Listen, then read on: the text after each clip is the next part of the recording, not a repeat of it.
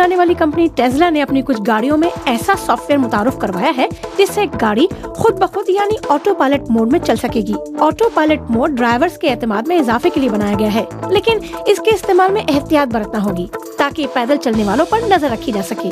Auto pilot mode में चलने वाली गाड़ी कैमरे, राडार, अल्ट्रासोनिक सेंसर्स और मैपिंग डेटा से अपनी पोजीशन का पता लगाएगी।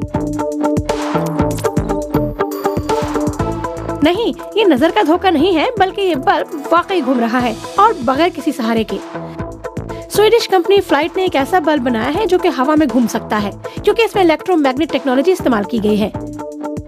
फ्लाइट का कहना है कि ये बल्ब ज्यादा बिजली तो खर्च करेगा, लेकिन अब आप अपने घर या दफ्तर में घूमता हुआ बल्ब देख सकेंगे।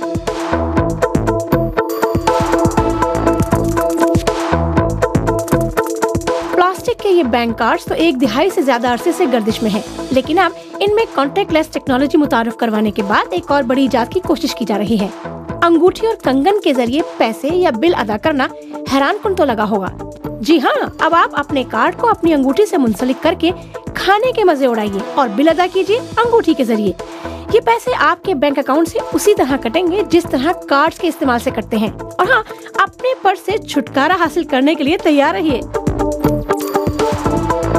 काश ये आला तो मेरे पास होता। जापान में होने वाली एक नुमाइश में ऐसा रोबोट मुतारुफ करवाया गया जो कि कपड़ों को तय कर सकता है। इस रोबोट को 7 ड्रीमर्स ने पैनासोनिक और डाइवा हाउस के ताउन से तैयार किया है। इसे लॉन्ड्राइट का नाम दिया गया है। ये रोबोट तस्वीर की मदद से कपड़ों को तय कर सकता है, लेकिन फिलहाल एक आइटम 4 मिनट में फोल्ड कर सकता है।